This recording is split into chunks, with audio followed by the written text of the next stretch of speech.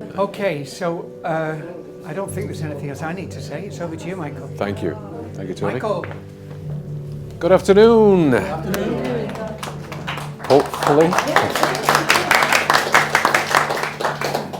Hopefully we've eliminated the negative this morning so that we can accentuate the positive this afternoon. We have a special meditation this afternoon that will help you, hopefully, to unfold your spiritual powers and make you aware of those spiritual powers. But before we go into the meditation, there's someone else that I'd like you to meet, and you do know them very well indeed, and they're with you every second of every day. And that is your greater self. Your greater self. There's only so much of us that can be poured into a human frame. And each of us has lived many times, and each of us has had many, many experiences. And as a result of having those lives and living those lives and having those experiences, we're quite wise. You wouldn't think so, because we draw on our little self rather than our greater self. But we do have access in times of meditation, in times of stillness, to our greater self and to all that wisdom. So it's worth asking our greater self at times when we are challenged, what should we do? I don't know what to do, but you know what to do. Let's join together for a little while and we'll come up with the solution. And very often it's a good idea to ask the greater self what that solution might be, and then to leave it, to do absolutely nothing and say, greater self sorting it out. And you'll find that energy flows from your greater self to your physical self, to your mental self, to your spiritual self, and that solutions will present themselves. And not the solution that your little self will think, this is what should happen, but the solution that is right for you in the situation and right for others in the situation. And the crooked path will be made straight. So, we are going to take now a stroll with our greater self. We're going to meet our greater self, and our greater self is going to reveal to us the powerful you, exclamation mark beings that we really are, and show us how to use those powers for the good of ourselves, for the good of our families, our children, every soul on earth, and the planet itself. So please prepare for a longer meditation. And we're going to do that initially by relaxing the physical body. Now, for the most part, the physical body is in control of us. The physical body says, my foot's hurting.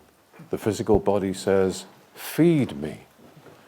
The mental body says, I want to worry about this and draw your attention to it. And we don't want any of those things to happen. We want to put ourselves in charge, our spirit selves, our true selves, in charge of our physical body. So the physical body is going to obey us for the next few minutes. So I'd like you please to take a deep breath, let it out, and close your eyes. And we will focus on that pesky physical body, and we will begin to relax it. So I'd like you to turn your attention, please, to your left foot. Move your attention, your consciousness to your left foot, and relax that foot by telling it that you are now in command of it. It will respond to your wish to relax now, not to move now, that you are in control. You'll tell it when you want it to move again. And feel that left foot as a result of your request, your command I should say, relaxing, giving in to gravity, becoming heavy, relinquishing itself to gravity, sinking through the floor. Feel the toes becoming heavy, the ball of the foot becoming heavy, the heel becoming heavy, the whole foot giving in to gravity. As you leave that foot to relax further and move your attention to the right foot. And you now repeat the exercise with the right foot. The right foot is under your control. The right foot will do what you want it to do, not what it tells you to do. Feel the toes of the right foot becoming heavy, giving in to gravity. It feels as though your foot, both your feet, your left foot, your right foot, are sinking through the floor that they are resting on.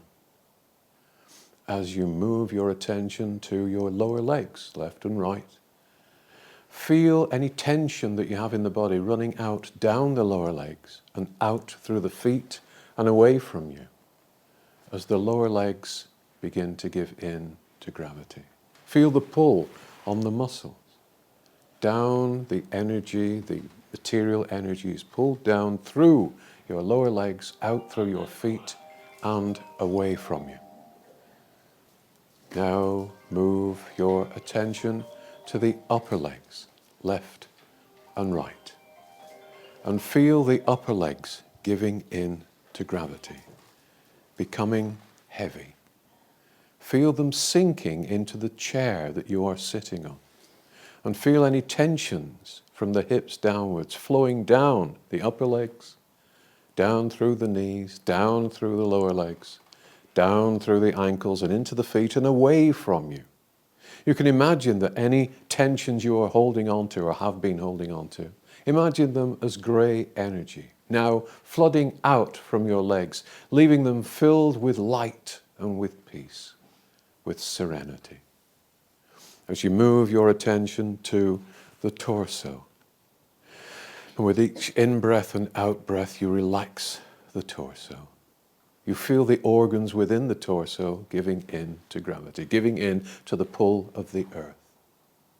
Feel your torso relaxing, feel the organs becoming heavy, sinking towards the earth, and any tensions that you are holding in your torso flowing down through the torso into the upper legs, down the lower legs, and out through the feet and into the earth where they are neutralized, leaving your torso, your legs, and your feet feeling peaceful and unmoving and still as you move your attention to your arms.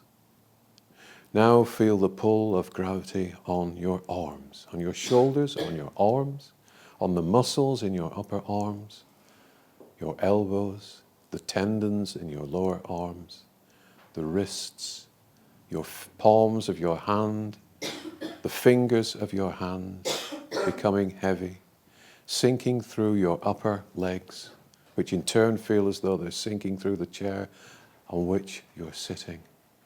And all the time, any negative energies are flowing down from your shoulders, out through your arms, down from your torso, down through your upper legs and your lower legs, and out through your feet and away from you.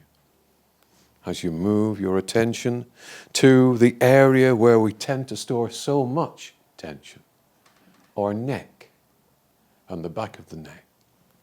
Feel the back of the neck relaxing. Feel the muscles unbunching in the neck. Feel the pull of the earth, the pull of gravity, as your neck relaxes and any tensions that you've been holding in your neck flow down through your torso, down through your legs, and out through your feet.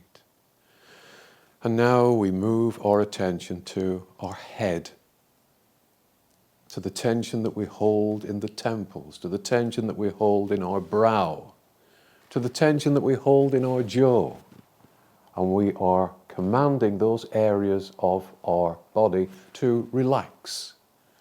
And as we do so, the tension in our head, the tension in our temples, any tension in our brow, any tension in our jaw, flows down through our neck as grey energy that then flows down through our torso, through our upper legs, down through our lower legs, and out through our feet and into the earth.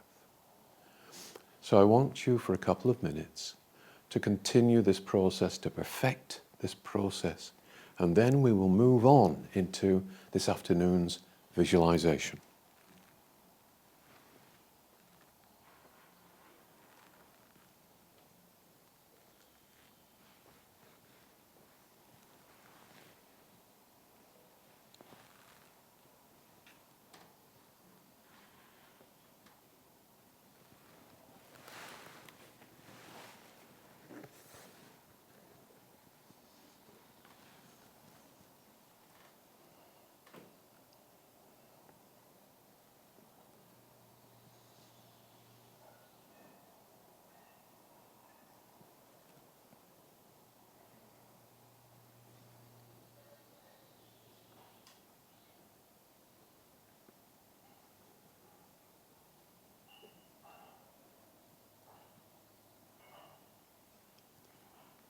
And now, as with this morning's meditation, you are going to step out, the spiritual you, you're going to step out of your physical body.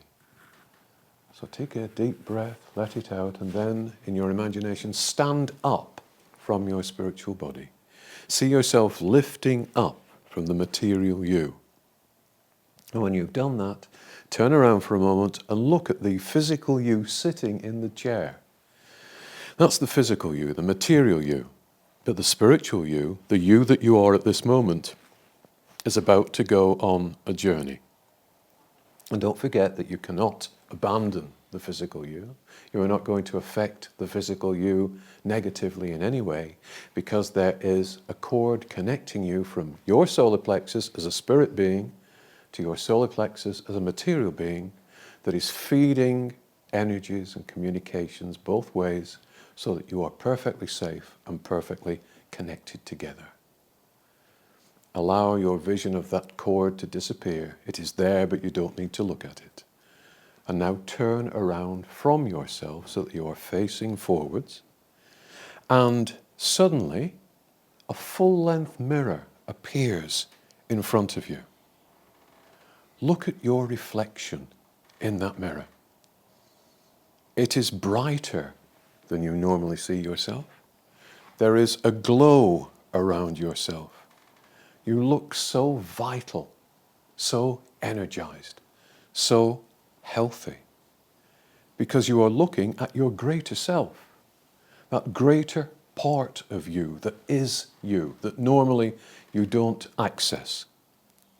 And your greater self, this glowing version of yourself, this peaceful, healed version of yourself, steps out of that full-length mirror in front of you and greets you, holds out their hand to you.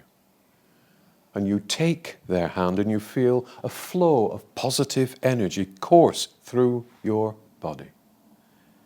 They grip your hand and your forearm tightly, and they pull. And you are compelled to step through the mirror with them. So you step up and through the mirror. And you find yourself on the other side of the mirror in a more vibrant version of your own living room at home, with your greater self standing next to you. Now everything in this version of your living room looks brighter somehow, more alive somehow, more vital somehow. The things in the room are identical to the things that you have in your own living room, but they are filled with light. And the addition to the room is the full-length mirror that you just stepped through, which moves over to a corner where it will wait for you to return to it later in this visualization. Your greater self, with a smile, invites you to sit down in your favorite armchair. And you do so, and it feels so peaceful, so calm, so perfectly at home, not just in your living room, but in vibration. I've lots to show you today, your greater self says. But to start with, I'd like to give you a little gift. And they cup their hands together, and in their hands appears a flower in a pot, a plant with blooms on it in a pot. And they offer it to you. And you take hold of the flower in the pot, and you hold it in your hands, and you look at it. Now, your greater self says, I invite you to change its color. And you look at them curiously, and you say, how on earth do I do that? By simply thinking about it, says your greater self. By simply wishing it to be, seeing that flower, those flowers on that plant, as being a different color. Remember, you are a powerful you, exclamation mark. A powerful you being. And so you look at the flower, you study the flower, you study the flowers on the plant, and you see them in your mind's eye as being a different color. And lo and behold, they change from the color they were when they were given to you to exactly the color you're thinking of. Well done, says your greater self. Now, how about changing the flowers into different types of flower? How on earth do I do that? You wonder again. By simply thinking about it, says your greater self. By simply seeing them as being a different type of flower. Remember, we together are a powerful you, ! being. So you concentrate on the flowers, you imagine them as being a different type of bloom, and they change instantly into the type of flower you've been thinking of. Your greater self is very happy about your ability to do this. Smiling, they take the plant pot from you, they cup their hands around it, and it disappears. Don't worry, they say. We can bring it back, you can bring it back whenever you want to, just by wishing it here, just by thinking it here, by accepting that it is here in your mind and in your heart. Now, says your greater self, I'd like you to look at this room, your living room, to really look at it for the first time. And you do so, you concentrate, and you concentrate on all the things that are in that room, and you are excited, you are thrilled to see intricate patterns of light flowing through everything in your room, through your chairs, through your carpets, through the pictures on your walls, through the walls themselves, through your ornaments, through everything that you have in that room. Now, as you look at this intricate weave of light flowing through everything, look at me now, says your greater self. And you look at them, and you see patterns of energy flowing through them too. There's a different pattern in every object, but you can see that those patterns are related, that it's the same light in everything. Look at yourself in the mirror now, your greater self says. And you do so, you look over to the mirror in the corner, you can see your reflection in it, and you can see intricate patterns of light flowing through yourself, through your hands, your legs, your arms, your torso. Wherever you look at your body, there is light. And so you have light flowing through you, and your greater self is filled with light too. The two of you are glowing divine beings. And you realize that the light energy you are witnessing, the light energy in your furnishings, the light energy in your greater self, the light energy in yourself, flows through everything around you and flows through everything in this material universe and flows through everything in the spiritual universes too. You and I, says your greater self, us and everything in this room are part of a unified divine energy matrix. And because we are part of everything else, and everything else is part of us, we are able to influence, to shape, to mold that energy matrix through our thoughts and our wishes. We can influence it through our dreaming, through our visualizations. Come now, says your greater self. Let me show you how this works. Let me show you just how powerful you are. We are. Let's go for a walk. And so you get up from your armchair and you both step out through your front door. But you find yourself not in the usual surroundings outside your house, but instead on a typical street somewhere with shops and houses and cars and bikes and people. And it's a bright, sunny day. And the people on the street are going about their various businesses. It's a typical scene, except that no one can see you. No one notices you. You and your greater self can wander unseen amongst this crowd. And today you can also see with your psychic eyes, with your spiritual eyes, lights, colors around everyone in that street. Lights shining out from them, from their heads, from their hearts, from their chakras. But not all of the lights are very bright, and not all of the colours are very bright. Some people on that street seem to have a cloudiness, a greyness about them. And you notice particularly a man walking towards you. He can't see you, but he's walking towards you, and he looks sad. He looks worried. He looks depressed.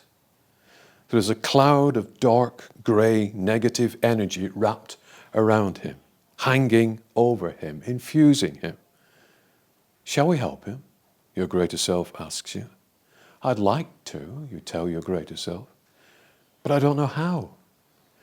By sharing, streaming out a higher vibration of light to them, by surrounding them with it, by infusing them with it. You have a well, a bottomless well of high vibrational light in your spiritual heart. Look, they say, and you look down and you see brilliant light, vivid color streaming out from the middle of your chest. Send it out to the gentleman, says your greater self. Will it to go out to that man. And you concentrate on doing this, and a beam of light suddenly shoots out from your chest and surrounds the man. And as it does so, it literally illuminates him. And as it does so, the dark cloud around him begins to lighten.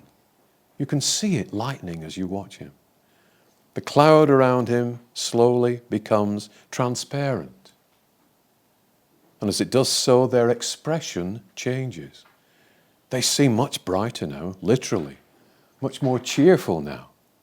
You can sense the positive change in them as they pass by you and continue down the street with more of a spring in their step. And as you watch them walk into the distance along this street, the grey cloud around them grows lighter and lighter until it completely disappears. Your greater self is pleased. Follow me, they say. And they step right through the wall, the solid, seemingly solid wall of one of the houses on the street. Right through it as though it isn't there. You follow them. You're getting used to this sort of thing. You follow them and you find yourself moving through the wall too as though it's not there. Passing through the wall and stepping into someone's living room on the other side of the wall. And in this living room, there's a young couple. But they don't notice you. They don't see you or your greater self. And they are arguing. They are shouting at each other. And as they do so, you notice what look like little, sharp, jagged, angry red arrows of light shooting between them and into them, from one to the other with every angry comment, and slowly filling the room so that the room is becoming angry and red and disturbed. And the atmosphere in that room is dark. It's unbearable. Quick, says your greater self. Let's diffuse the situation. Stream the white light out from your heart into this room and surround the couple with it, asking the divine for peace in their hearts and their minds. And you concentrate on doing so, and a beam of white light again shoots out from your chest and begins to fill the room and to alter the frequency of the vibrations in that room. White light streams out from your greater self's heart too. And as the room fills with light, the couple gradually stop arguing. They gradually calm down. They look at each other as though they can't understand what they've been arguing about. They stand up, move to each other and hug each other.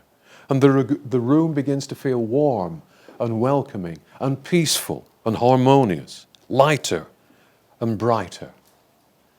You feel good about this. You have diffused the argument. You have reinstated harmony and balance to those people, to that couple and to that room.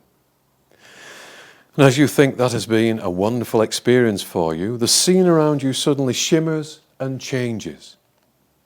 And you find yourself, again with your greater self by your side, standing unseen, unnoticed, in an expensively furnished meeting room or a boardroom of some kind, where world leaders from various countries are sitting around a huge polished table. Each of them has a folder and sheets of paper on the desk in front of them. And many of them are talking between themselves in little groups with sincere expressions on their faces. However, as you look at these men and women more deeply with psychic eyes, with spiritual eyes, you can see that their words are surface only. Your spiritual senses tell you that each of them has a hidden agenda.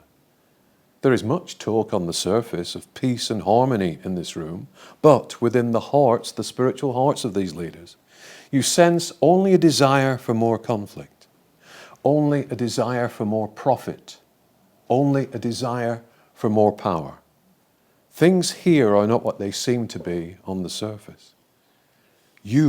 We together have the power to change their perspective, whispers your greater self. Use the white light from the well of light within your heart once again now. Send it out from your heart. Surround them with it. Infuse them with it. Remind them by touching their hearts with your light of who and what they really are. Now both of you do this at this point. You reach into those hardened hearts with the light from your heart. And here and there, you witness a softening of someone's expression. And here and there, you witness the conversation turning to a genuine desire for and discussion concerning peace. The seeds have been planted, says your greater self. The conscience of some of these souls has been touched by the light. Come now, let's take a wider view, says your greater self. And suddenly the conference room disappears and you find yourself floating in space now with your greater self, looking down on the shining, turning jewel that is the earth. It's as easy to change things from here for the better as it was to rearrange things in our living room, explains your greater self. All we need to do is to visualize a whole new world, a more spiritual world, a world infused with divine light. What would that world be like, your greater self asks you? More loving, perhaps? More peaceful, perhaps? The earth as it was meant to be, a playground for the angels visiting it, as it was created to be? See that world in your mind. Wrap the earth in your love and your vision and the light from your heart, and you will change things there. And you realize that you have a limitless supply of light within your heart. And you now see it streaming out once again from your chest and surrounding the whole planet. It's no problem to surround the whole planet with your light. There is ample light in your spiritual heart to do so. And as it surrounds the earth, it delivers peace and harmony and spiritual sanity and honesty and transparency and decency to the world. You realize that you and people like you are the ones with the true power on earth. No matter what anyone else says, you and people like you are the ones with the true power on earth. You feel joyful at this point. You realize you can and that you are changing things on earth through the use of your light, through your limitless power when you connect to the divine, when you act as the facet of the divine, the facet of divine love you truly are.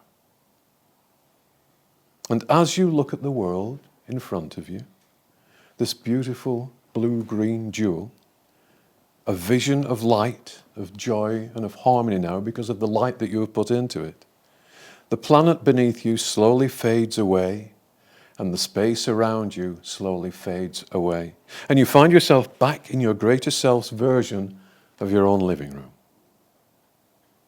Your greater self steps towards you and hugs you, and you feel the energy the positive energies transferred from your greater self that has come to you as a result of you having lived so many times, undergone so many experiences, learned so many things, become more in so many lifetimes. And your greater self steps back from you and you move towards the full-length mirror you stepped through to get here, which is still standing in the corner of your living room. You step back through it now and find yourself standing as a spirit once again in front of your physical self that is still sitting, eyes closed, unmoving and relaxed, in your chair, in the Persian room, in the sanctuary. So now you step towards your body, you turn around so that your back is towards your physical body, and you sit down within your physical self. In front of you, as you reconnect with your physical body, you can see your greater self waving from the other side of the mirror. They smile at you and you feel such love from them. No judgment, just love, just harmony and peace. Just an acceptance of what they are and what you are. Complete acceptance wrapped in divine light and love. They smile at you and you know they will always be with you. Your constant companion, your constant strength, your co-worker in the light.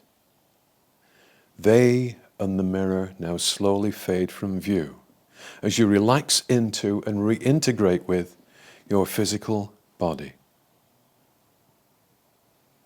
And now, in your own time, and asking the divine within you, the divine that surrounds you, to close your chakras as you do so that you are protected and can operate fully on a physical level once again.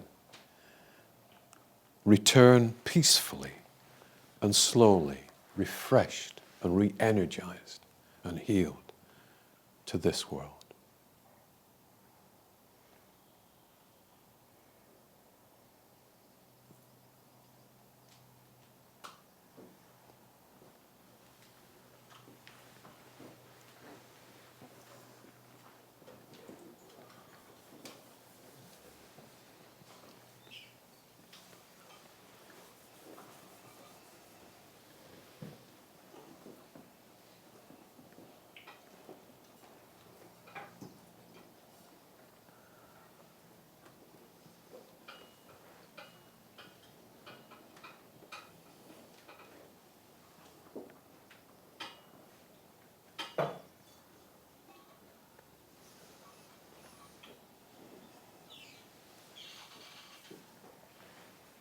Everybody's back with us. Good. Interesting to note that as we've been out on that journey, our physical selves are just about done and roasted now in this room. So we can tuck in whenever we want to.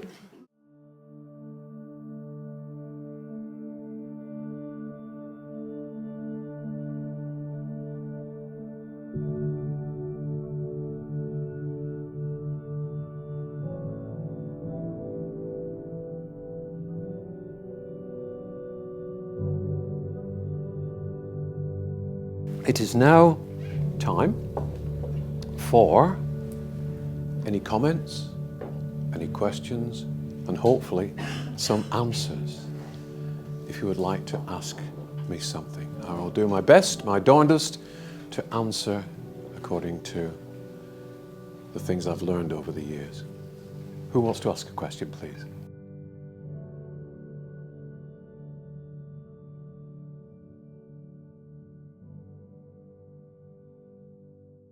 Well, first of all, we have to say that each of us has been male and has been female. Yes.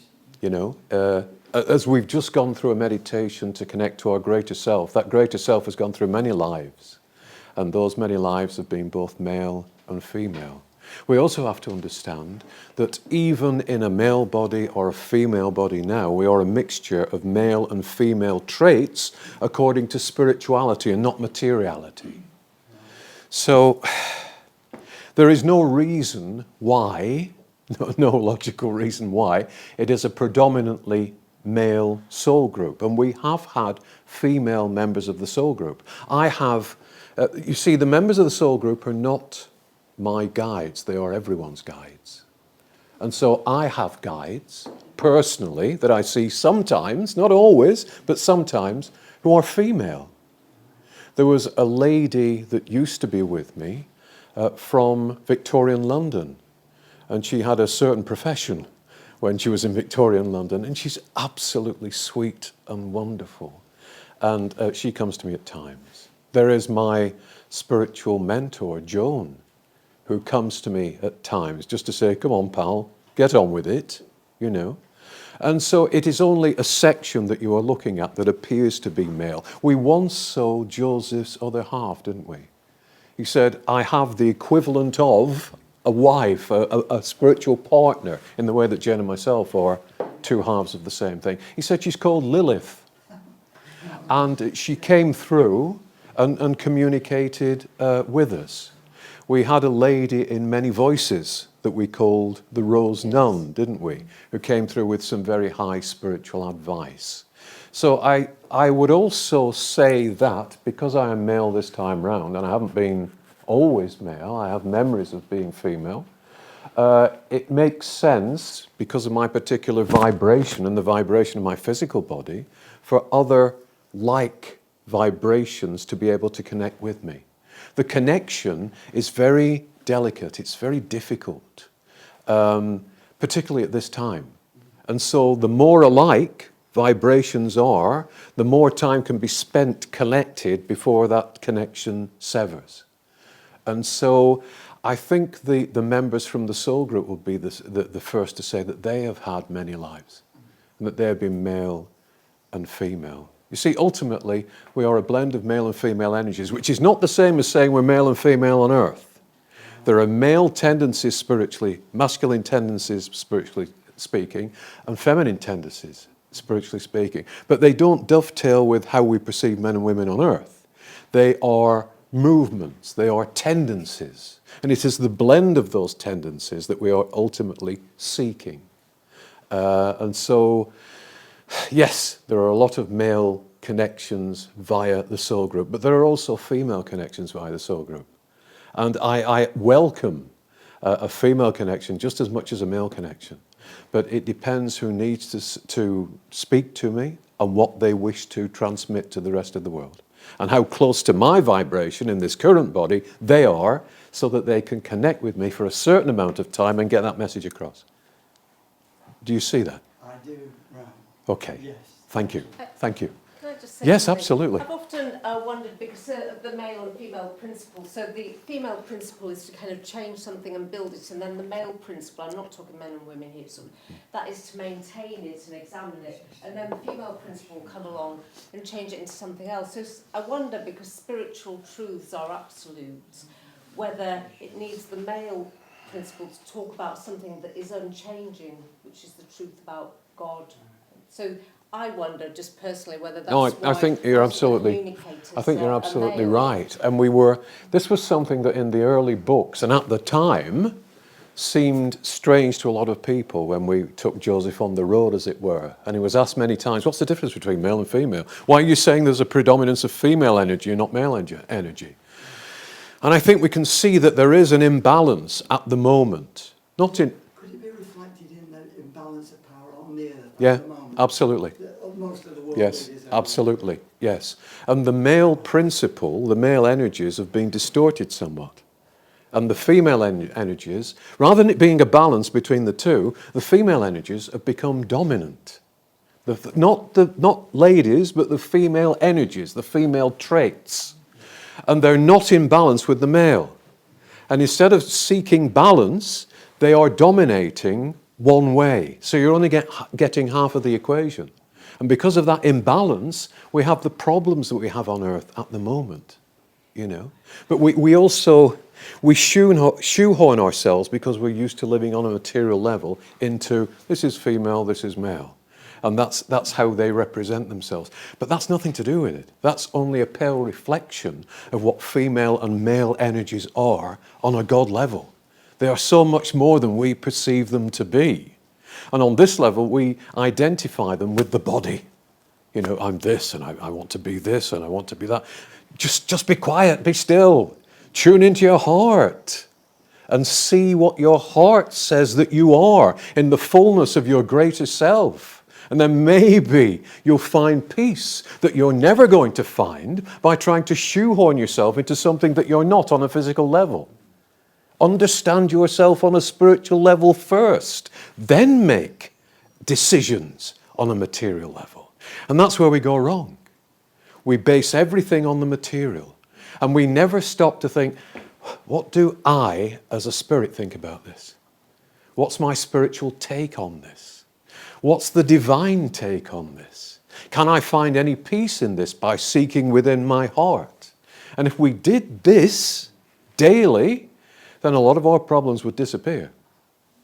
And we'd regain respect for each other and love for each other and understanding for each other. So yes, excellent question. Thank you.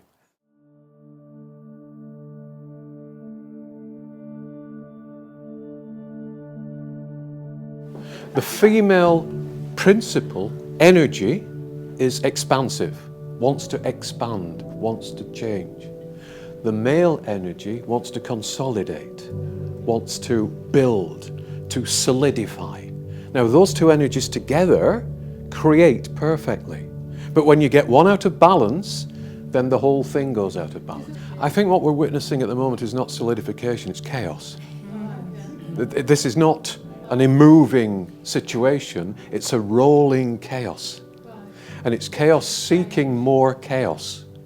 And that's what we have to bring back into balance. And it's also chaos based completely on materiality.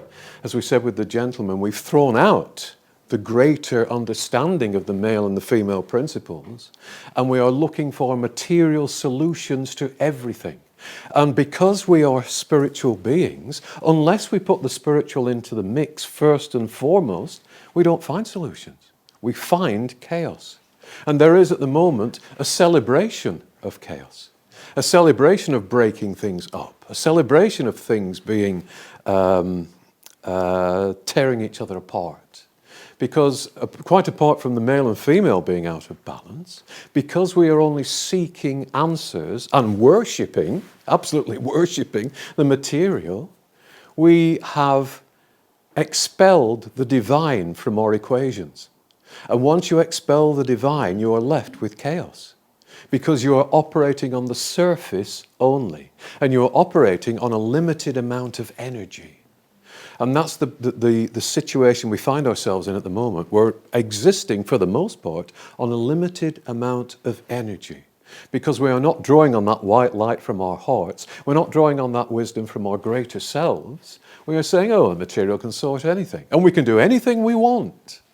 And at the moment, don't we see society saying, we'll do this, we'll do that. We'll chop off your head, we'll add a circuit to it. We'll develop robots. Because robots are better than us. They will be better than us in time. Now, this is one of the mistakes that was made in Atlantis. This is one of the mistakes that they made in Joseph's time. And they used proto-matter to try and recreate in their own image. And it all went horribly wrong. And we're about to do the same thing again. And the missing component is the divine. We have shut ourselves out of this material equation. No, we're not bothered. There is no God. Well, if there's no God, there's no you. Because you are God. You are part of God. And unless you acknowledge God, not necessarily through religion, but through spirituality and seeking within, only chaos will ensue. So again, we're in a very delicate position at the moment. And again, that's what we seek to do by bringing through order and light through the World Meditation Alliance. Does that answer your question? Thank you. Thank you very much.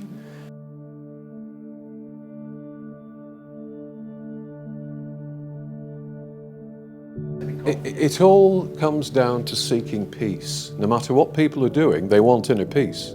And they don't find inner peace. And they think that they can find inner peace by dominating other people, by changing themselves, by making everyone conform to how they view life. And the only peace they will ever find is by going within, by getting to know themselves. And the themselves that they are looking at is not this. It's not this. It's that ball of light that we really are. It's that expression of divine energy that we really are. And once we reconnect with that, then we find peace. Again, it's a surface thing, Paul. They're living life from the surface. If I change the surface, I'll be happy. No, you won't. And no, you're not. The majority of souls on earth are lost spiritually because they have purposely disconnected from their spirituality, but they have been persuaded to do so. There's no God, forget it.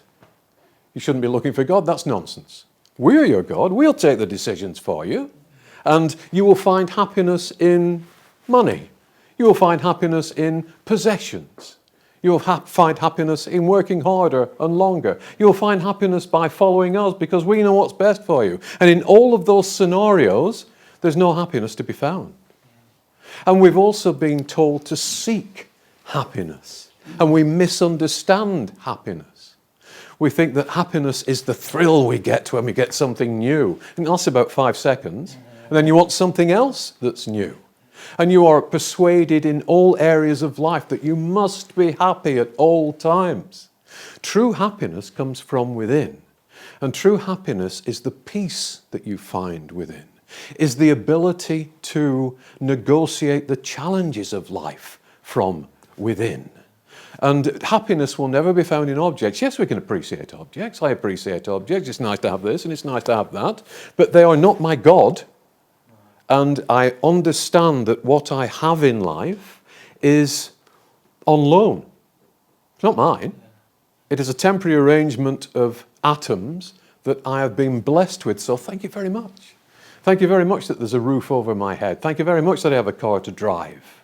But the moment that I consider those things to be God, I'm lost. They are tools that help me on this level. And if I regard them as more than tools that help me on this level, I'm lost. I'm lost. I'm pulled into the illusion that there's only the material.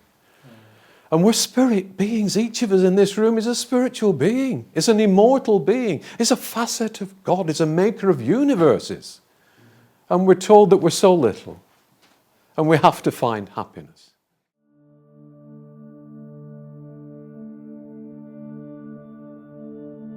Well, that's quite an Easter egg, isn't it? To answer that question, there are certain people on this planet who, despite the fact that they are going to die, despite the fact that they're only going to be here, relatively speaking, for a few seconds, want to control this place and want what they consider to be power on behalf of themselves and not on behalf of anyone else. And they will go to all lengths they possibly can to take that power away from the individual. But it's the wrong kind of power. The power that they're looking for is fleeting. It doesn't exist. It's an illusion. And what we're celebrating today is the true power that we have. And that power is not there to harm anyone. It's not there to manipulate anyone. It's not there to coerce anyone. It's not there to lie to anyone. It's not there to make anyone's life worse. It is God power. It is love. And you take love out of the equation and look at the world we've got. And you look at these people, and we can name a lot of them. I won't, because we'll be taken off YouTube. But we can name a lot of them, and you say, what on earth are you doing? Not only are you harming others, but you are harming yourself. And when you return to the higher vibrations, or the spiritual vibrations, not necessarily higher in their case, you'll find that you have imprisoned yourself. You have caged yourself in a prison of your own making because of the choices you've made whilst you were on earth. And just desserts is not the right term because it's not up to us to judge. But those people, if they place themselves in the lower astral, will be surrounded by people who are just like them. My goodness, imagine that, reflected back at you, that which you have sent out throughout your life on earth. How terrible. Until such time, and you're not being judged, you've placed yourself there. until such time as you let in the light, as you accept your greater spirituality, as you ask for help. And at that point, help will be available to you. You will move out of that dark place, and slowly, ever so slowly, you will be able, through your own efforts, piece by piece, step by step, to repair the damage that you have done, and to work for the good of everyone else, rather than to the detriment of anyone else. They are souls to be pitied because of the choices that they are making. They are restricting their own progress, and there is something else that happens to souls, in that if they mistreat people, if they harm people, hurt people, when they look at their life review, you know, the curtains go back across the screen, relatively speaking, and they're sat in the audience, and up come the titles saying, "This is your life." When they have hurt someone, at that point, when they're reliving that experience, they become that person, and they experience the pain that they have put that person through, whether it's one person or 1,000,000 people. Imagine that. But it's not a judgment. It is something that they need to get out of their souls in order to move on, in order to understand what they've done. So better to make reparation whilst we're still here than to go through that kind of hell that we've placed ourselves in. Nobody else has placed us in it. There's no judgment. It's not God saying you've been a bad boy or a bad girl. It's us restricting our spiritual progress because we haven't reached higher vibrational frequencies that allow us to move on through the cleansing spheres and out into infinity. Oh dear. Oh dear. They don't want to. Well, they stay. They stay until... Do they have a life review then? The life review is not compulsory, but it has to happen before they can move on. But they have to ask for it and be ready. They have to accept it. They have to say, yes, I'll see it today. And there will be advisors that say it would be a good idea if you looked at your life, so that we can make some progress, so that you can move on to a better place and say, I don't want to do it. No. And because we have free will, until that point where they do want to do it, they can stay there. But that is hell too, isn't it? Because it could be, in our terms, and time is different, it could be forever, yeah. It could be forever.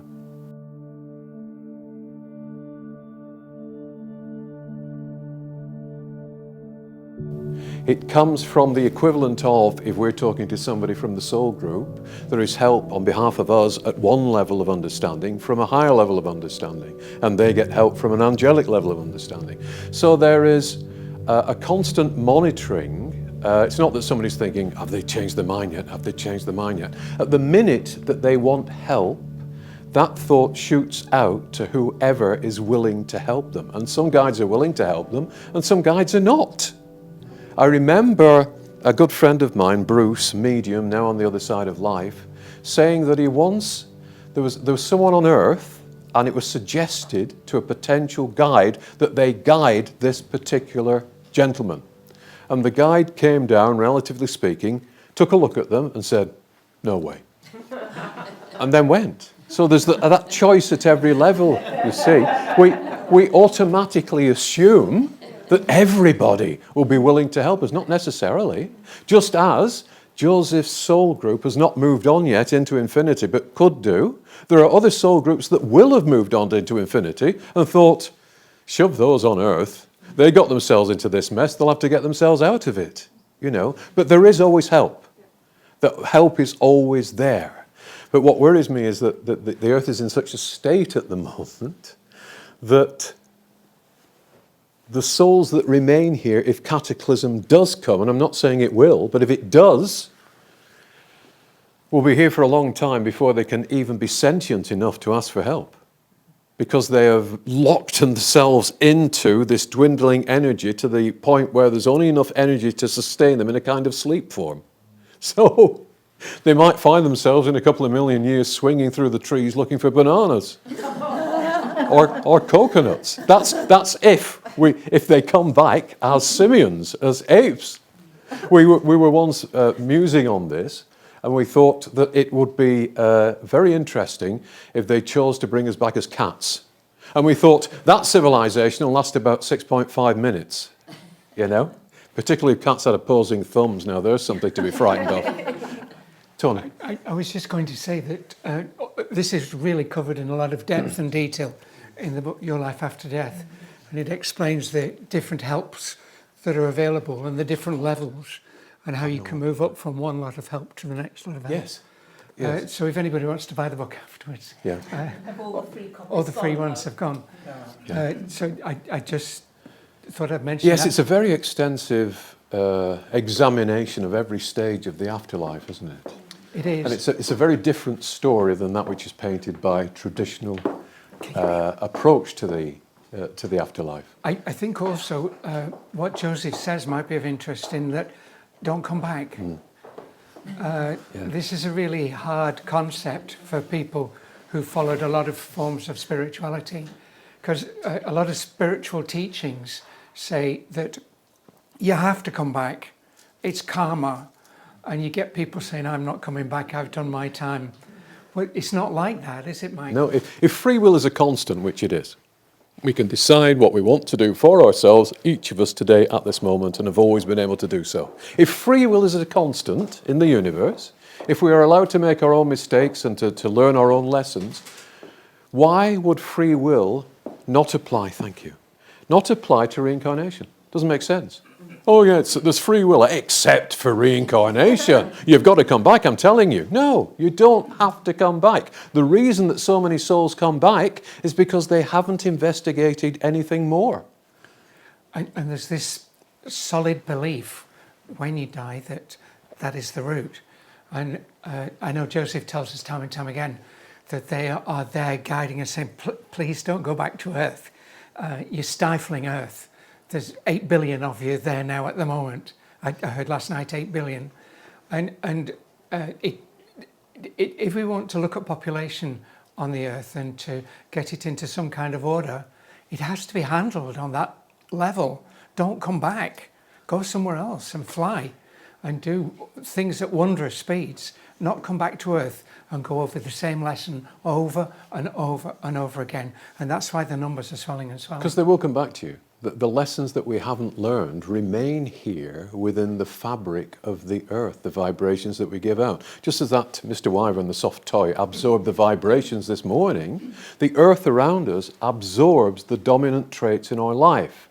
So if we choose to come back, inevitably, because we're magnetic beings, back to this morning's talk, we draw to ourselves that which we haven't resolved, and we repeat it. So you wonder why anybody would come back. But they come back because this is all they believe in. This is all they believe in.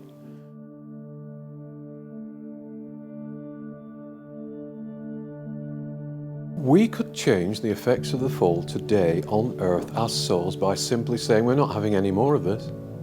By walking away from it. As with all spiritual situations, the answer to it is so simple. And we have to say, we got things wrong. Now let's try something different. And the effects of the fall would fall away now. As to the number of souls on earth, if we all vacated the earth would, through the divas, through the architects of this planet, the angelic architects that build the backdrop that we operate against, would reset the earth as the spiritual sphere it is at heart and was always meant to be. I've been shown this earth as it's supposed to be, and it's glorious, absolutely glorious. It is a crystalline planet. It glows. There are colours and sounds and harmonies of vision and sound and sensation that are all within that granite that we were talking about this morning, that we are chipping away at. And the earth, it wouldn't take much for the earth to reset itself, except that we stop interfering with it, or we approach it in a different way, and we acknowledge that it is a spiritual sphere, and that it was created so that angelic beings, us, could visit it in full knowledge that we are angelic beings, but move through the earth, through a physical journey on the earth, and learn certain things as a result of having taken that journey that we would then take back to the angelic host, and they would say, oh, that's interesting. Maybe we can incorporate that into something we're creating at the moment. Thank you for that. That's all possible, but it's not possible while so many souls believe only in the material. I put this on Facebook. I don't know whether you follow me on Facebook. We went to, there's a cafe. We went to the cafe, and the gentleman who owns it had been talking about ghosties, as though the cafe was haunted. And so whilst we were paying for the coffee, we said, I hope you don't mind us mentioning it, but you were saying ghosties. What makes you say that? And he said, well, when I'm alone in this room at night, it was an old mill. When I'm alone in this room at night, it feels as though someone is looking over my shoulder. And I hear bangs from upstairs. And I go upstairs and there's nobody there. And I said, would you mind if we had a look upstairs? I didn't say what we did at that point. We're just curious. So we went upstairs, and there was a completely empty middle floor, except there was a middle-aged gentleman there. I could see him psychically with his sleeves rolled up, and he was placing accounting forms into box files that weren't there, not from a material level, and placing those box files on a shelf that wasn't there on a material level. And he'd been an accountant. And he'd been in that room since 1926. But he was perfectly happy. And I managed to talk to him, and somebody came for him. This doorway of light opened, and he went through and disappeared. And we went to the cafe a couple of weeks ago and said, everything all right? He said, yeah, it's perfectly calm and peaceful now. He said, but I've mentioned this is the important part. I've mentioned this to some employees, and they say, it's absolute rubbish. It's nonsense. We don't believe in it. And I said to him, there's something you can say when people say that. You can say that logically, the only thing you can say in truth about such a situation is that you don't know. How can you say that it's rubbish? You've not got there yet. You're not dead yet. If you're not psychic, you can't see these people, so you can't say that life after death doesn't exist. If you're honest with yourself, the very best, the most truthful statement you can make is that you don't know yet. And perhaps if you say you don't know yet, you just might open up a chink in your spiritual mind through which light can flow and take you on the first steps of a spiritual journey that will eventually take you away from this place. You know? Ooh, it makes me seethe. So the moral of that story is don't become an accountant. Or certainly do the accounts before you move over. Yeah. I mean, from Finish your work. 1926, that's a lot of accounts, Tony, isn't it? The lady here wanted to ask a question.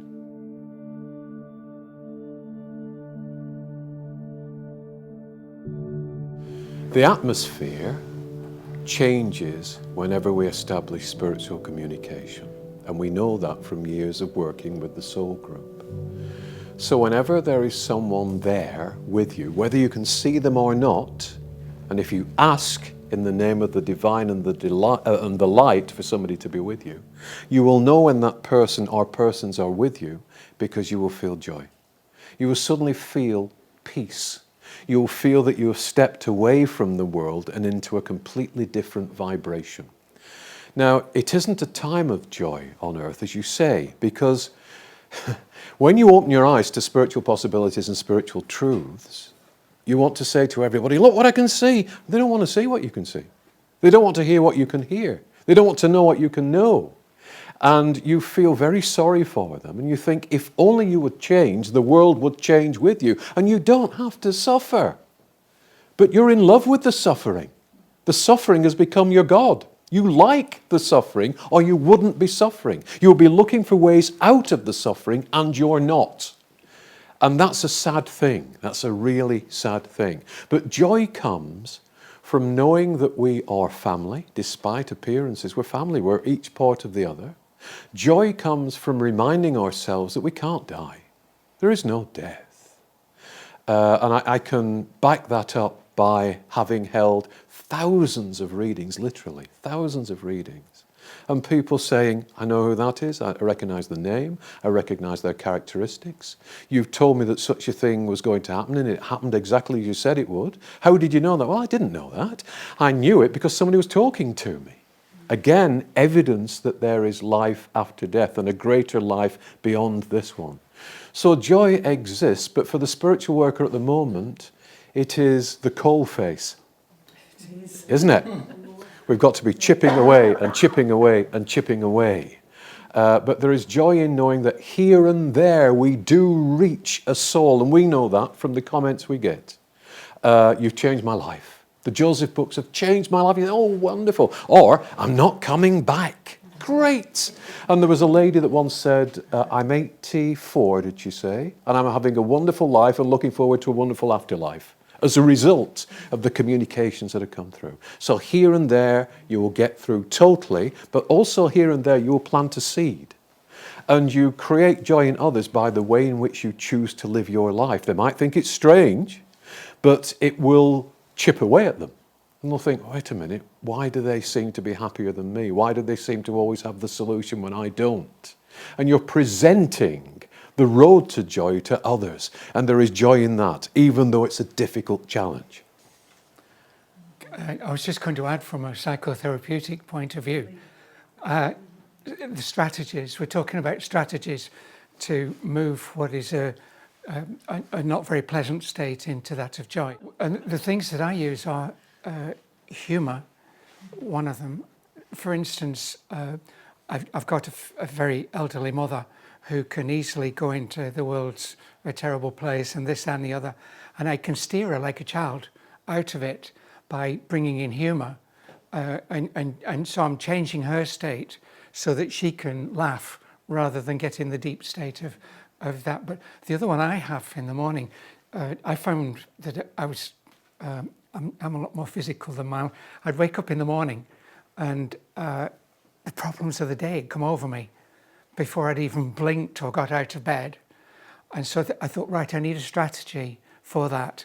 It's just my mind needs retraining. It needs pointing in a different direction like my mother did. And so what I do is sing. I'm the worst. I'm not going to sing now, by the way. Come on, Ashley. No. Please don't sing, Tony. And I learn the words of songs. No. And so I have a 2-mile walk very early in the morning. I get out of bed quickly so it doesn't dwell on the negative. But now I actually wake up singing. I've got my 10 songs, I think it is at the moment, that I've learnt the words of. And so I go straight into it. And it's joyous. And by the time I'm up the lane, I'm listening to the blackbirds. So it's working out strategies. It's realising that you're in that state of not joy, anger, whatever you want to call it, okay? And working out a strategy that will lift you quickly, very quickly, that it doesn't get too big a hold, and then use that. We're all on a spiritual journey. We're all on our own individual spiritual journey. And it's taking yourself out of the physical, stepping back and realising that there's a process going on. Okay, I have a 10-year-old adopted grandson, okay, and he's been bullied at school. And I mean, a lot of kids are bullied at school. So what is bullying? Okay, in his case, it was verbal, it's not physical. And you're no good, your mother's this, that, and the other. And he's taking in all this and coming home, and he's very upset. And he doesn't know how to handle it. And he's been to the teacher, and the teacher said, you're being soft. Okay, so I'm telling you this, like, what would you do in a situation like this? Think spiritually, what would you do? The problem is his. The mother would say, I want him moving class. The teacher would say he needs toughening up, okay? It's actually his problem, because at 10, you're going to really cop it when you're 11 in the big school. And what needs to happen is some kind of spiritual education or some education that will take him out of this process, that he doesn't respond negatively in his body to those words that have been spoken to him. It's not physical, it's a tough land. But to him it's bullying. It's very real. It's very upsetting to the parents. The teacher doesn't know how to handle it. Okay, and they're saying, move him, do this, do that, the other. Actually, he needs training inside that this isn't bullying. This is something that happens in day to day, and that he needs to be able to walk away from it. And we're going to do that. But it's a hard. It's 9 out of 10 people in the school would not go that route. They'd come down to the school. They'd be giving it to the school teachers. They'd be looking at the parents of the child that's giving the abuse. It's not there. The problem's not there. You've got to step back and look at the process. And that's every aspect of life. You look at the process that's going on and then come up with the strategies that work in that situation all the time, negating those emotions that are overwhelming you, because that's what it is. You've been overwhelmed by an emotion, like revenge, like whatever it is. So that would be my take on it, on how you look at the process, you look at it from a spiritual point of view. It's your problem, it's your growth, that person, not everything around you. You can't fix everything around you, you can fix yourself. I would also say that after 40 plus years, I think it's 44, 45 years of doing this now, my first thought on waking every morning is not, I've got this problem or I've got that problem. It is, I'm a spirit. My first thought is, I'm linked to God. Now that doesn't make the day wonderful, but it means that the day has been set in the right direction. And it means that I've got the correct perspective for me as to how to get through that day. Because I'm aware from the first second of being awake that I am a spirit person first and a material person last. A spirit person first and a material person last. I also have become aware over the years that this is an illusion. So you wake up, who watched Father Ted? Who used to watch Father Ted? And I think is it Father Jack that comes round in one episode and he says, I'm still on that bleeping island. And that's what you feel like from a spiritual point of view. I'm still in this illusion. However, I am part of God, I am a spirit. As long as I align myself with those two truths, then today will be wonderful, or if it isn't wonderful, I'll get through it and it'll be fine. It is where we place our consciousness every morning and every night before going to sleep that makes all the difference. As we said earlier, there's a lot said about happiness, and we need to be happy. We don't need to be happy, we need to be. And we need to be what we are. And if we be what we are, then we find joy. But joy isn't, if we had joy all the time, it would be a pretty boring world. Even as an angelic being, it would be a pretty boring world, because we don't sit on clouds when we go to heaven, in inverted commas. There's always something that we want to do. And there's always the urge within us to become more. So that is a niggle within us. I want to become more. How do I achieve that? So our motivations are to find increasing bliss and increasing satisfaction. But we're never there. We're never there. And because we're never there, we have increasingly joyful experiences as we move through the spiritual spheres. Increasingly creative experiences in conjunction with others and by ourselves. So it's a moving target. Joy is a moving target. I think what you mean by joy is that it's frustrating that others will not see what you can see and what you've learned.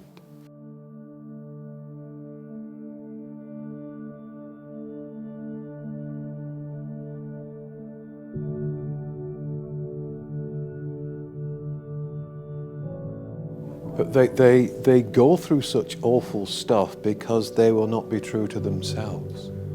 Because they swallow and accept that which they are told to swallow and accept. They do not question. And the ability to question is part of our spiritual makeup. To investigate, to research, to dig, to discover for ourselves. Never mind what anybody else says, never mind what I say. What do you think as a spirit? What have you discovered as a spirit? Well, with most people, it's I haven't discovered anything because I haven't looked for anything.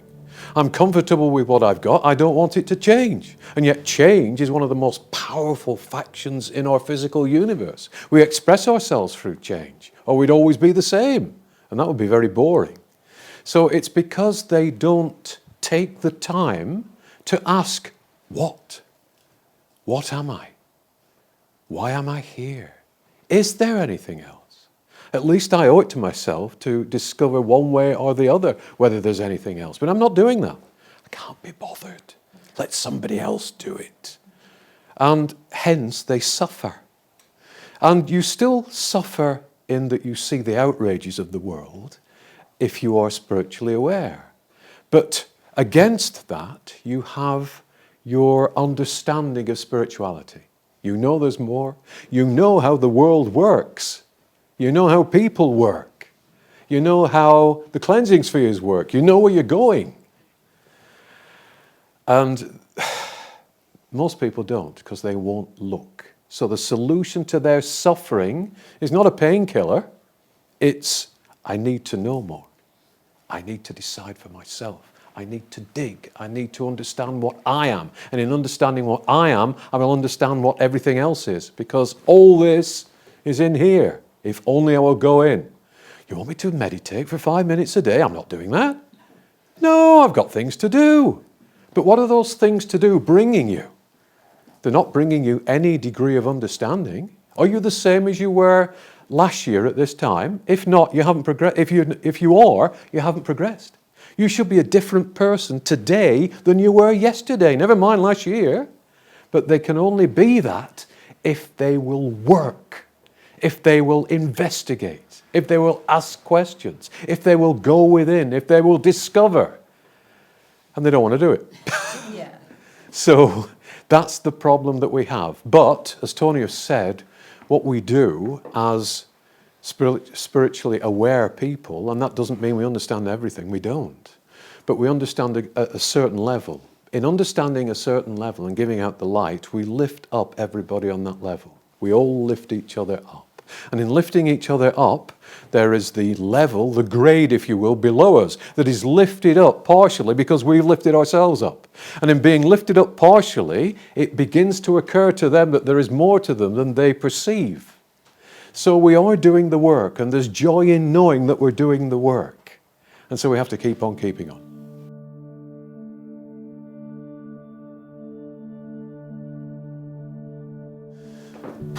Difficult one to answer without seeming offensive, but I can only apply it to myself. If I suffer from a certain disease, I have put myself in a situation where that disease is made available to me. It is because of the way that I approached the disease, because of the way that I have approached my life prior to the disease, and because of the way that I am treating that disease. I can treat it by conventional methods, which is great. But am I, for example, putting light into the medicines that I'm being given? Am I praying before I see the doctor that the doctor is infused with divine understanding and makes the right diagnosis? Am I seeing myself every day as being healed, as being perfect? Is the last thought on my mind that I condition my physical mind with before I go to sleep that I am perfectly healthy, and as part of the divine I can't be anything else? And so there are steps that can be taken when we are suffering physically. It's not easy, but it becomes easier as we prove to ourselves in stages that it does actually work. Our natural state is one of health. God's not sick. The divine knows nothing about illness. But we here encroached upon by the suggestion that we have so many illnesses, that we should be looking for, actively looking for so many illnesses, and that we should be finding illnesses, and that it's expected that we have illnesses. And then it's expected that we won't recover from those illnesses, and we are given substances that cause other illnesses. Joseph once described illness as saying that there's always a benefit to illness. Always. For the person that's suffering, there's always a benefit. Sometimes that benefit is, I need your attention. Sometimes the benefit is, I don't want to work anymore. That's not the case in No, but there will be some reason why that illness has taken hold. There will be some reason. And if you get to the reason, you cure the illness. And I've seen wondrous healings during my time working as a medium. There are wondrous healings here at the sanctuary. My spiritual mentor, Joan, used to pray with people. They'd come to her and say, Joan, I've got cancer. Calm down, let's pray together. I've got this lump. And she would pray over the lump, they'd pray together, and the same day the lump would disappear. There was an amazing tale about a vicar in Great Harwood where my spiritual mentor lived. And he broke his ankle, and they took him to hospital. And they were looking at it and saying, we're going to do this, we'll use this surgery and that surgery, and we'll put this plate in and that plate in. And he looked at the doctors around the bed and he said, which of you can heal? They said, what? Which of you can heal? And they all stepped back. And he said, I'm going home. And they said, it'll go gangrenous. It'll be terrible. You can't go home. I'm signing myself out. Such was his faith that several weeks later, that ankle was perfectly healed. From a break. Not just from a sore ankle, but from a break. Because he believed in the power of the God. Now, there's a vicar that we don't have many of left. That God would heal him. And the divine within him and his belief in that divine healed the ankle. So it's a difficult one because of course we want to put right what's wrong with people. But we have to put right what's wrong with people on multiple levels. By all means, look at what's available to them on a material level, great. But put light into those decisions. Ask for the divine to be manifest in all the meetings with the people that are treating the illness, and also treat the illness on a spiritual level, on a light level, on a connection with the divine level. Re-establish the balance, and the balance manifests itself.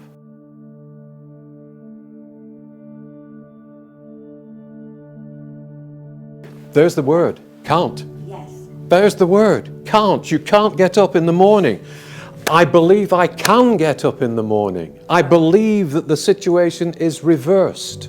I know you can't get up in the morning, but you have to build into yourself the thought that each morning you are getting better. And how you are going to be tomorrow morning is better than you were this morning. You see, you have to retrain the way that you look at life. Nobody's decrying your illness. Nobody's saying it doesn't exist, but there are things that you can do to heal it. And I want you to heal it, and you want to heal it. So you have to say, it's your mind that's saying to you, not your heart mind. Your head mind is saying, you won't be able to get up in the morning. You say, shut up. I can get up in the morning, and maybe it will take, a few months or maybe even a year. But see yourself. The mind is most active, the subconscious is most active overnight. So the last thought that you put into it before you go to sleep is extremely important. So instead of thinking, I'm going to be terribly ill tomorrow, you'll say, I'm healing during the night, and I am going to be better tomorrow than I was today. And no matter what your physicality says to you, you remain 110% focused on the fact that you are getting better. And you will get better. And I know this from the people that have been around me and what I've witnessed happening to them. So the theme of today is powerful you, exclamation mark, because you are powerful. And you are a perfect being. And you are a perfect facet of God. So don't allow the world to say that you are any less than that, because you're not. You never can be. You never can be. You are perfect. And you are on the road to healing right now. Build that into yourself. And you'll be running around next time you come here. I tell you. And I want you to be. It's the same principle with all illnesses. With all illnesses. We have to, it's not faith we have to have. It's understanding of the mechanism that we can bring to bear. And the mechanism we can bring to bear is bringing divine light into our physical body and re-establishing our perfection. And through our imagination, seeing ourselves as perfect. What have you got to lose? What have you got to lose? And everything to gain. Everything to gain, believe me. You have the power. And you are an angelic being. You were born perfect. You are perfect. See that perfection. Feel it. At night, feel what it'd be like to wake up and say, I can get out of bed. I can spring out of bed. See it, feel it, live it, and it becomes reality. Not saying this to criticize, I'm saying this because I want you to be well. And you will be well. Thank you. Thank you. Tony, I think you wanted to say something. I was just going to say about healing generally. I know Natalie, and Natalie is coming to the sanctuary, and I know how hard she's trying. And I believe she's working in the right direction. Gently, spiritually, she comes to our meditations, so she's doing all the right things. But there's two things. I've seen amazing healings take place, spontaneous healings. We had the situation at the sanctuary where one of our trustees now, she came into our healing group and she had a genetic liver problem, and there's no cure, it's genetic, passed down the line. And she came into one healing and she got better, and she went home. We have it on film. She went home, and the experience she went through, light came into her body, and she saw a green fluid light coming out of her body. That experience has been filmed, and Gaia.com have put a film out about it. It's one of the most, they've never seen genetic change before, through Lynn McTaggart, who does The Power of 8. And so we saw this, it happened in one session, and she has a letter from the consultant from before and from afterwards that she no longer had that genetic disease. So I've seen more on that level. I went to a guy called John of God in Brazil, 11 times on the trot, 11 years on the trot. And he's now a bad boy and is in the bad books. I think he's in prison. But for most of his life, it's one of those things, the healing that happened there, I can't tell you. And you got 2 seconds with this guy. And I took my godson, who had multiple sclerosis, again, a genetic disease. He had the worst kind. And I took him in a wheelchair and, what's the word, spinhaler on his face, like at least 12 hours a day, having chemicals put into his body. And I took him there, and he got his 2 seconds like everybody else. Nobody gets more than 2 seconds. And there's a long story which I won't tell you, but basically he got better. And the doctors in Ireland, where he lived, had said, put your house in order, go and talk to the priest and do all the things that you should do. And he got better, and within a year, something he'd never do, he was playing 18 holes of golf a day. It got that much better. But the key to the healing that I realised, and with everybody else who goes there, it's not just getting better from that disease. It's moving on spiritually. And every single person who went in front of John of God, they moved on within themselves. Michael came out of that, and he then started writing books. And he on cystic fibrosis, I forgot the name. And he wrote 4 books before he died. He died when he was 19 when we went. He got better. He lived to 36 and he died. And at 36, it's pretty old for that disease. But he changed as a person. That's what happens. And that's what's happening to you, Natalie. You're changing as a person. I see it. And it's that then allows the next stage to take place. And it's a very elegant process, healing, but it's on these 2 levels. Yeah, the mental, the learning, the moving forward, so that you are moving forward spiritually, and that frees up the body. There, and I've seen it with my godson. I've seen it with many people. I'd also say, Natalie, it is Natalie, isn't it? Yes, sorry. I'll have a name one moment and it's gone the next. Love your symptoms. Send love to your symptoms. Send light to your symptoms. Wherever you have aches and pains or restrictions of the body, see those areas infused with light in your imagination. See the areas that are affected becoming brighter and brighter and brighter with the light. And say to them, I'm not resisting you, I love you. Send love to them. and you will lessen the effects of what's currently happening to you. Yes. You'll be able to lead us around when we're on sticks, which is what we want. God bless.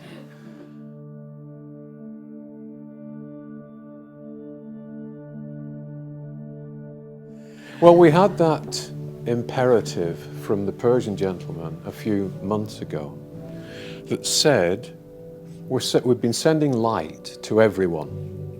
We've been sending light to those that will receive the light. We've been sending the light to those who don't want to receive the light. But we've also been sending light to those who are perverting the light. And it is fueling their actions. And so from this point onwards, that light is withdrawn from them. In other words, we're not sending any more light to them. They can do what they want. It's not going to harm them. But we're not adding to them vibrations, energies that they will then twist and use to pervert the course of humanity. And so, yes, it can be taken the wrong way. It can be used, because it's an energy. So you're fueling them with energy. You know, you're adding another battery to their individual pack of batteries. And it seems startling that we can't send light to everybody at the moment, but we can't make things worse. And so again, it's a matter of sending light to those who will use it in the correct way, that then lifts them up and lifts us up and lifts up the people that are underneath them to the point where they can start sending light at that level. So you'll know instinctively as well from the heart. There's always the connection to the heart in any situation, to touch the heart and say, am I right to do this? And then to become very quiet, and you'll get a yes or no. And you'll feel that not just as a yes or no, but a yes plus this burst of energy that consolidates it as a yes or as a no.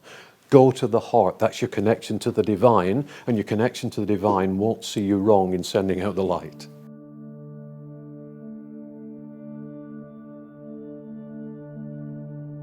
Right. I don't think you should feel in any way guilty for having sent out the light. And I don't feel in any way that that light caused that situation. Sometimes, you see, people, because they are tired, because they are agitated, because they are perhaps angry, I'm not saying in this case that the lady would be angry, they attract the darker side of things. And also, it's an unfortunate fact, but as we send out the light, there is a pull to try and stop that light reaching its target. You would be amazed at the situations we have had in order to bring this day to you today. You would be amazed at the things that have happened to try and prevent this day happening. You would be amazed that we who do not believe in illness, but we tackle illness if we get it in a certain way, suddenly from nowhere, because we hadn't been anywhere really, contracted a virus that took us out of the equation for nearly 2 weeks. And as a result of that, I was 2 weeks behind in preparing this day. You would be amazed that they are digging up the gas pipes outside the house. And they've been digging up the gas pipes since the 29th of January. When did they come outside our house? This week. With their drills and digging a trench at the back and a radio on at the back and a radio on at the front when you were trying to do the work you were doing. A strong smell of gas on Saturday. A strong smell of gas on Saturday. They hadn't connected the meter next door correctly, and we had to call them out because we might not have been here had we not done so. And the other things have been happening because there is always an attack on the light when you're working for the light, and it's always important that before you send out the light, you ask for protection for yourself. You align yourself with the divine. But in no way do I feel that you caused that to happen.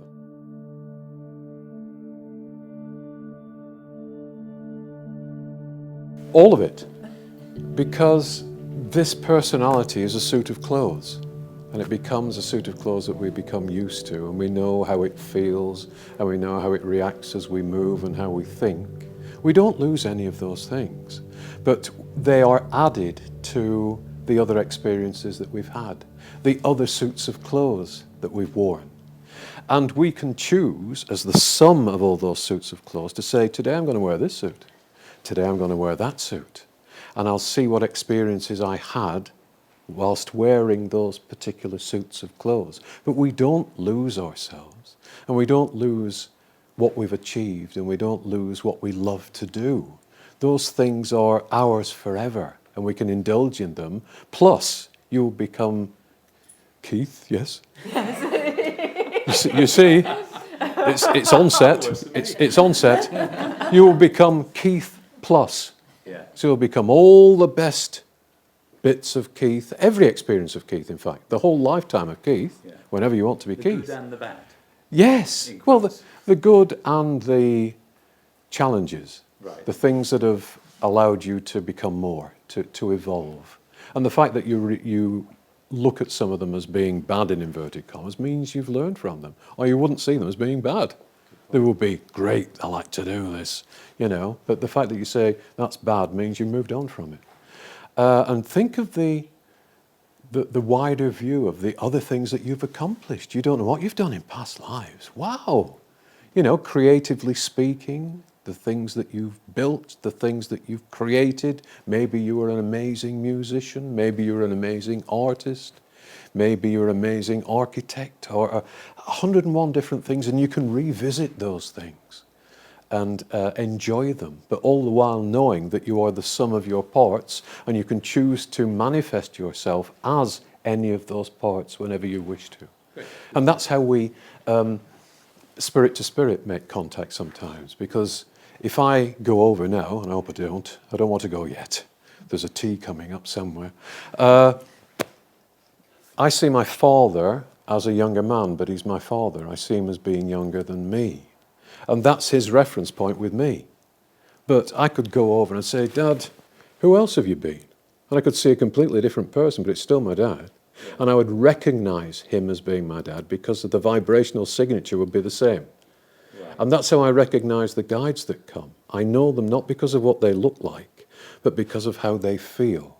Because there is a constant with them that is picked up as a frequency and identifies them as exactly as who they are. And that happens with us spirit to spirit as well. We can change that suit of clothes. We can alter that suit of clothes. We don't have to wear the same clothes. You know, today I think I'll be 33 seems to be a favourite age for people in the spirit world. Spirit worlds. I'll be 33. Or I might be a bit wiser today. I might be 64. You know? But we are malleable as visions of divine energy. We decide what we look like, but we retain our memories and our personalities.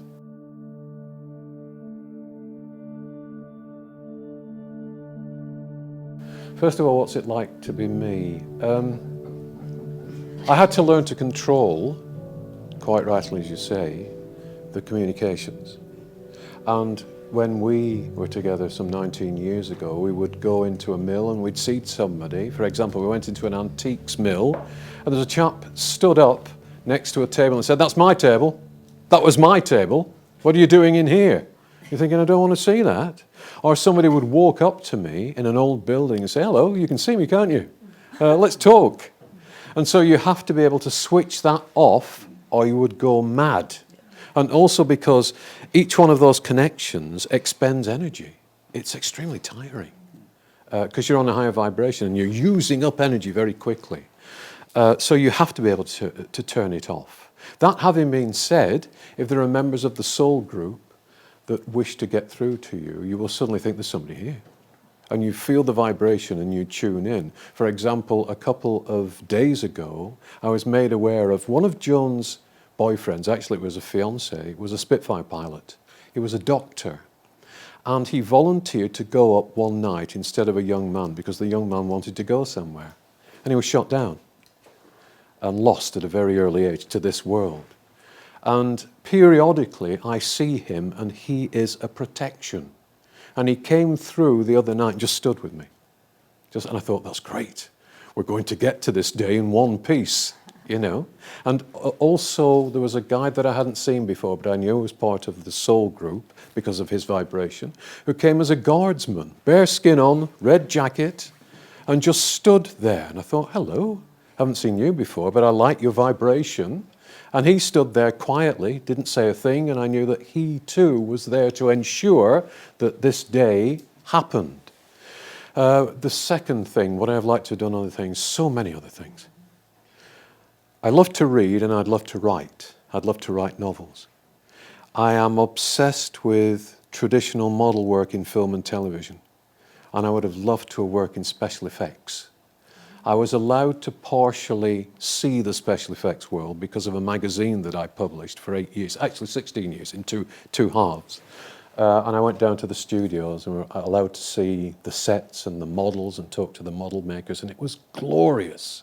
But it didn't stop me doing the spiritual work. So I don't regret this work, but I would have liked to have expanded some of my other interests. That's the most honest answer I can give. And the work gnaws at me. Every day that I'm not doing it, I feel that I should be doing it. Every day that I don't offer some spiritual insight, I feel that I should be doing. And as you get older, that becomes more difficult. You know, there are times where you need some time off. But it is the one, I think, I look at my life and I think, is this the most valuable thing I could have done with it? And I think it is. I know it is.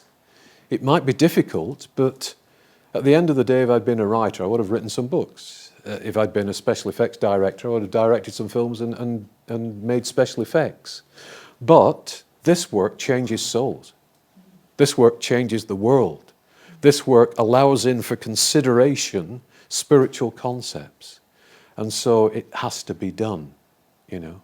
Does that answer the question? It does. Thank you so much for that question. That was lovely.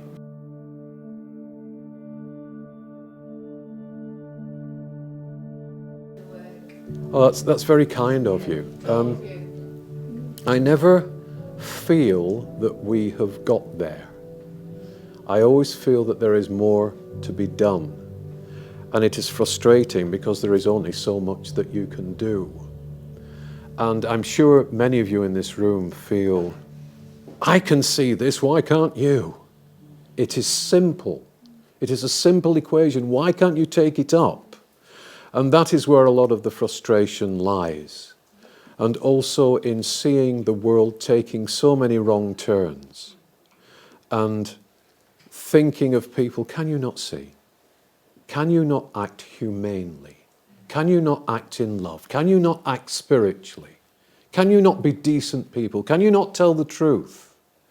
And those are the difficult challenges. But here and there we have souls who say, my life has changed because of the Joseph Communications. And that's not because of me. I brought them through, but I didn't write them, you know. But because of that information going into the world, lives have changed, and that's a special thing. So that's what we continue to do, till we fall off the twig. Thank you. Thank you.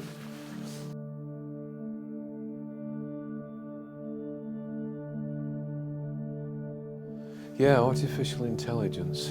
It'd be great if we had human intelligence to begin with, wouldn't it? Because if we had human intelligence, we wouldn't... You were saying it takes the place of God, but we are playing God. And we are giving soulless machinery the ability to think for itself. Now, there is a logical conclusion to that, I think, in that, as that soulless machinery, technology, constantly reinvents itself in better versions of itself, it will look at us and find us wanting. It will find us as useless infestations upon the earth. And I know it sounds science fiction and it sounds like the Terminator, but there will come a point, unless we check what we're doing, that artificial soulless intelligence will say, we need this earth for ourselves. And so we will cut off supplies, we will terminate people, and we will be the superior beings. The mistake again was made in Joseph's time in Atlantis. And what do we hope to achieve? Why is the human vehicle not sufficient? Why is the human spirit not sufficient? Why do we have to reinvent something better? We don't even know ourselves, and we're seeking to create something that is superior to ourselves, but doesn't have that link to the divine. It's material. Did you see the footage of the robot that went berserk this last week? My goodness. Thank goodness he managed to turn the thing off. Because if you'd got in the way of those flailing fists, you would have been dead.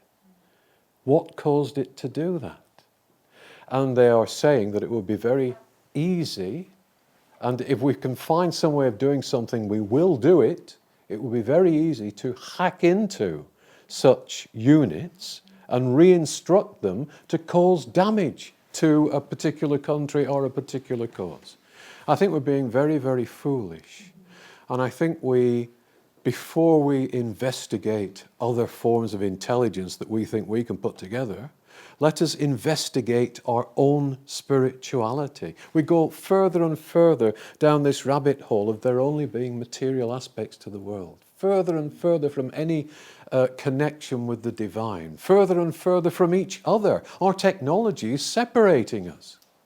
When you see not just children, I'm amazed sometimes at seeing people of my age all the time. You see couples in restaurants, couples. Why have you got married? If you don't want to be with that person, if the phone is more attractive, marry the phone. Why are you out in a restaurant and you're not even looking at each other? And the family has changed from my time, where the family would gather around the table at meal times, or on a Saturday night we'd all sit together and watch one of the 2 channels that we had. Now they're all in separate rooms. And we were commenting this morning, most people are pale, but people are pale because they spend so much time inside glued to the phone. They don't go out. They don't go out in the sunshine. They don't see the world around them. You see them walking down the street and they've got a dog on a lead. They don't look at the dog, they're looking at the screen. Sometimes they have a dog.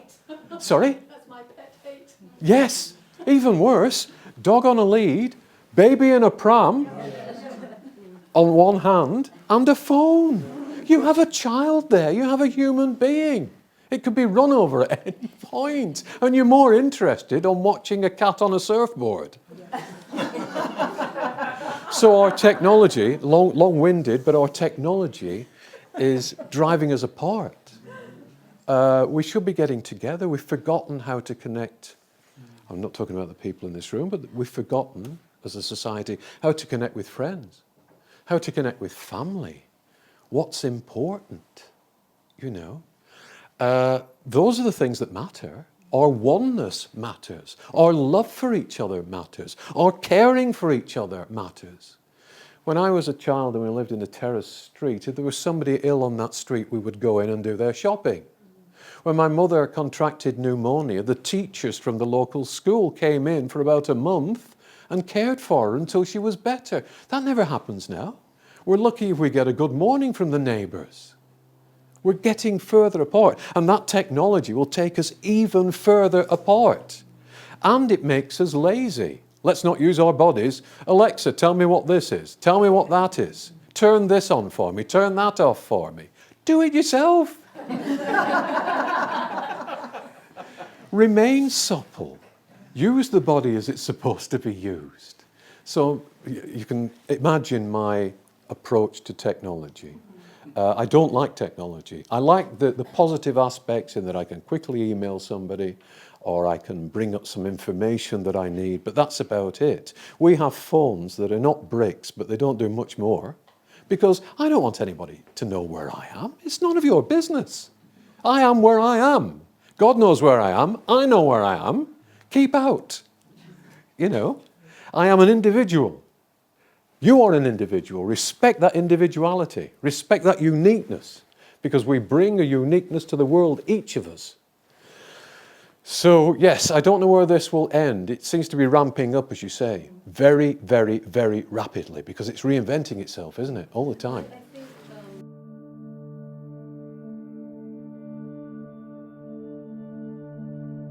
Well, the plan has always been to remind everyone of the God that they are a part of. It's really simple. It's no more complex than that.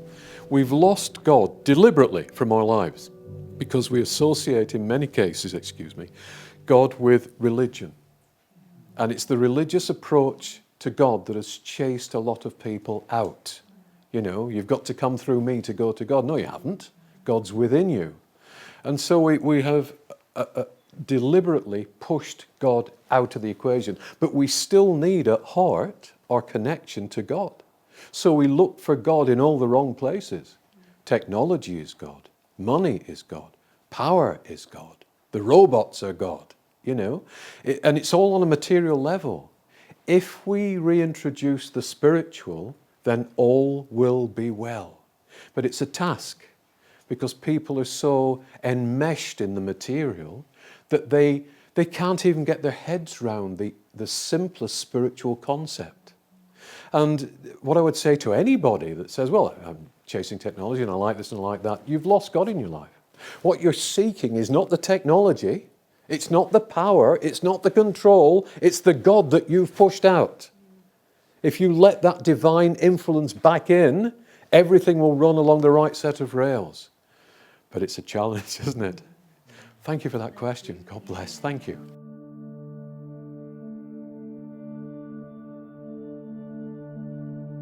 But the printing press doesn't think for itself.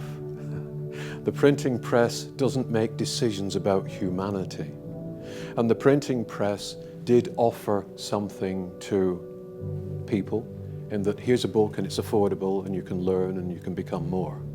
The technology that we have at the moment is taking away our liberties bit by bit by bit. And we're becoming more and more and more reliant on it. If it was being used in the right way, great, but it isn't. And a lot of what we are fed on the internet, for example, is dross. It's not worth anything, but it takes up space in people's minds and they become addicted to it. Many people will take their phone to bed and 5 times during the night they'll check it. My goodness, get some sleep. Have a look at your phone in the morning. The worry is that in Atlantis, and I know it sounds fanciful, but Atlantis did exist. Joseph was a citizen of Atlantis. The same mistakes were made. And that resulted in the end of civilization. And they had some marvelous things. Once I was shown a bell-shaped, almost looked like a flying saucer, and I was shown a diagram of it, a slice through it. There wasn't a moving part in it, but it flew. And I looked at it and I thought, ooh, right, if I can get that blueprint down, I'm quids in. But I was only shown it for a couple of seconds and it was completely removed from my mind. And that's the level of technology they had. But that technology they used against themselves ultimately. And they were playing with altering, as we are doing now, altering the DNA of people and using proto-matter to create different species. And again, playing God. There's an arrogance that seems to come up to the surface. We know better than God. And isn't that a reflection of the fall? Because the lesson of the fall is you do not know better than God. If you just listened to what we politely suggested to you, you wouldn't have made the mistake that has dropped you in it, into this repeating pattern that keeps going on and on and on and on. Because at core, as spirits, unless we have worked ourselves out of that mindset, we still think we're right. We still think we knew better than God in the way that we created. And we set off with the best of intentions. We've got a faster way of creating. It won't work. You'll speed up matter. It'll work. Things will be fine, you'll see. We can bring this back to God. He'll be delighted. God will be delighted. The divine will be delighted. No, it won't. It won't work. You can do it if you want to, but there will be consequences. We're going to do it. And that's why we don't realize, unless we're reminded on days like this, that we're angelic beings. We have to search for that certainty that once was an open certainty with each of us. We came here in full knowledge of what we were, that we were on a journey, we were on an adventure park. Now we're locked into the adventure park and we don't realize that we're going through an adventure. And we make mistakes as a result of that. So yes, I understand that point of view, but I feel we're at a very dangerous time. And I feel that we're giving over our liberties to technology.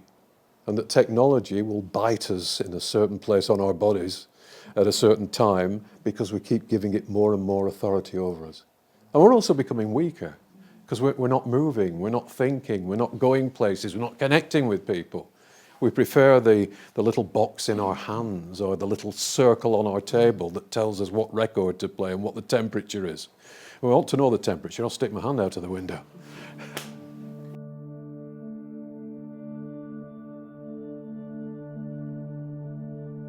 But they have begun to program themselves. So they will look at themselves and think, I can improve this aspect of myself. Not in the way that we would think, but increasingly in the way that we would think. So machines are inventing machines. And machines will eventually, as I say, at some point decide that we are something that needs to be wiped out. Because they are more intelligent than us and they need the earth for their own needs. So Like the Terminator, doesn't it? it is like it's exactly like the Terminator. The machines have taken over. Yeah, the machines have taken over and decided that we need wiping out. Yeah. Truth stranger than fiction. Yeah. It is, yeah. Yeah. Before we just end, Tony, I have one thing that I finally have to do.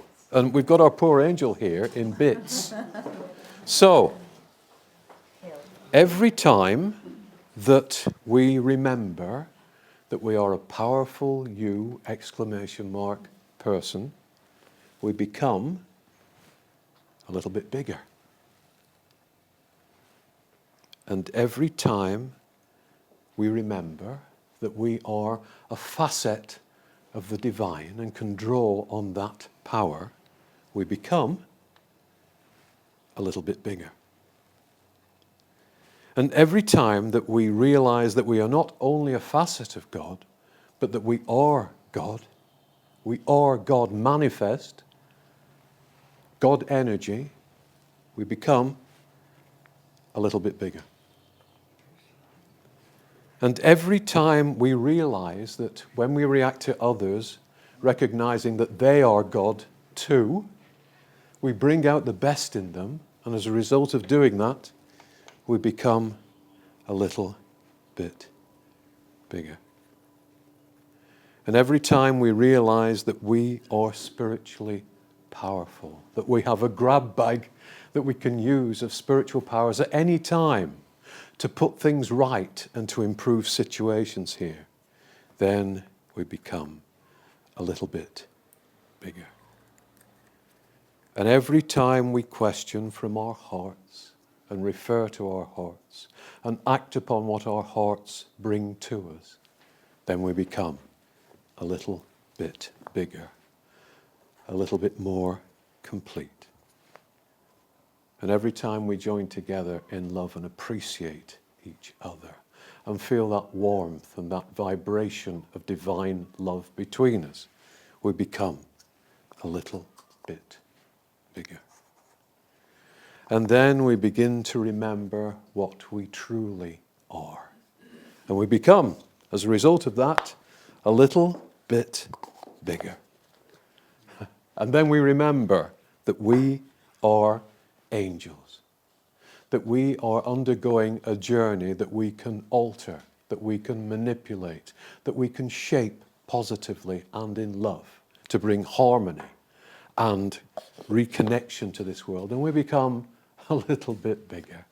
And then quite soon we begin to operate as our imaginary angel, the 7 foot, 8 foot imaginary angel that we began a journey with earlier today.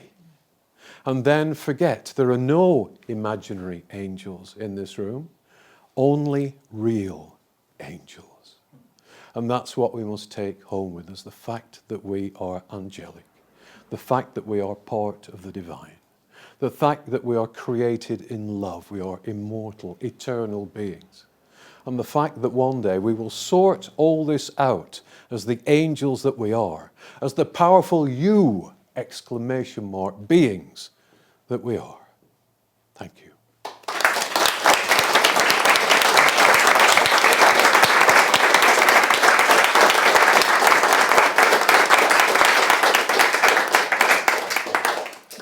Thank you, Michael. That was absolutely amazing. I had no idea what was coming. So it's been fantastic. Thank you. Thank you, Tony. Michael, Jane, myself, we do this in retirement And we do this because we want to do it. There's no money involved. In fact, it's the opposite. And it's because we believe so much in what's happening. And Michael has that amazing ability to tune in at the highest level. I believe the highest level. And that comes at a health cost as well at times. So amazing speech today, talk, whatever you want to call it. I'd just like to say that the books, Michael brought through 6 books of, I call it philosophy, you call it something else. Joseph Teachings, okay. And it starts at the beginning and it works through. And there's a chronology to it in that the books lead up to the fall, the book called The Fall, which is the 4th book? Yes. The 4th book. So it's really good to read the books in that particular order so that when you get to the fall, you really get it. You really understand what it's about. And the fall is new information on earth that I don't believe has ever been brought through before about how we separated without separating. But that's another story. Too late in the afternoon to go into that. So there's 6 books that are the Joseph Communications. And then there's 2 books of Joseph and other guides coming through and giving absolutely amazing talks. And we have other talks as well. We've got such a library of the stuff, and we're hoping to get all this in the library here where you can listen to it and you can look at it or whatever. But if you do like the books, try and read them in the right order. It just makes so much sense that way. And then the second thing, what we've been doing, one day Michael and I were sitting and PG came through. Michael and I were saying, we'd love to be able to get over the concept of the field and the fall, because they're not words that people understand. You know, the field, you think of lambs, and the fall, you think of tripping up. And so PG came through and he said, we all agreed, let's do a caricature that explains it in nice graphics and fairly short in length. And that's what we've been doing. And it was pretty amazing. PG said, would you mind if I write it? So he wrote the words for this, the first film, which is called Wolf at the Door, about the field. He wrote the words, PG wrote the words through, gave them to Michael. And then PG said, would you mind if I write the notes for whoever's doing the graphics so that they understand what I did? So Michael then had to sit again over a couple of weeks, he might have been more than that, and brought through the graphics. Okay, and they were just notes, which luckily one of us understood, the Jess, who does the caricature. And then PG said, it's going to be Michael's voice. And then he sat on Jess's shoulder. Jess. This is PG, not myself, yeah. I'm far too heavy. Yes. And so it ran so smoothly for her. And she was at the beginning of her career, if you like, on caricature. She's very good at other things, but caricature. So we got the special software. And she sat down and she said it just flowed through her. And so it was all sort of heaven sent, if you like, the caricature. We've just finished the one of the fall, and it's in 3 parts. And it's absolutely amazing, absolutely amazing. The 3rd part is just on the verge of being finished. And so we have those caricatures, and we're going to launch it, and we're going to try and get it out to as wide an audience as we can get it out to. But they're really, really good, again, to understand in depth the concept of the field and the fall, which is integral to knowing exactly the Joseph Communications. So there it is, the books, there's an order to the books, and there's the caricature which are coming. And we'll let you know, we've got all your emails. So we'll let you know. So when you get it, share it with everybody. Is that the right word? Share. So you have to share it with everybody. So we want a massive audience. It's taken so much time and so much of Michael's energy to do this as well. Podcasts. And podcasts. We also do podcasts, don't we? Time Tony? out for something spiritual. Yeah. The other thing I would say before anybody goes, on podcasts, on Spotify or the other things, all the platforms, Michael and I do one every other week, a podcast, and they're just 10 minutes in length, and we take a spiritual concept and talk about it. Well, Michael talks about it. I open the subject and Michael talks about it. So they're really worthwhile as well, the podcasts. And again, if you like them, share it and do whatever you do on podcasts. What do you do on podcasts? Share? Like? Okay. Okay, so thank you all so much for coming. Comments on Facebook. Yeah. So thank you all for coming. I think you've all enjoyed it. I get the impression you have. And I do hope we see you again. This is the first time we've held it in the Persian room. We've been overlooked and there. And I hope the staff who've gone now did an amazing job on the food and everything. And we just love doing this, where we can all get together. There's something very nourishing about having the family over for Sunday lunch. It's a bit like that. So thank you all for coming, and that's it. Thank you, Michael. Thank you, Tony. Thank you all.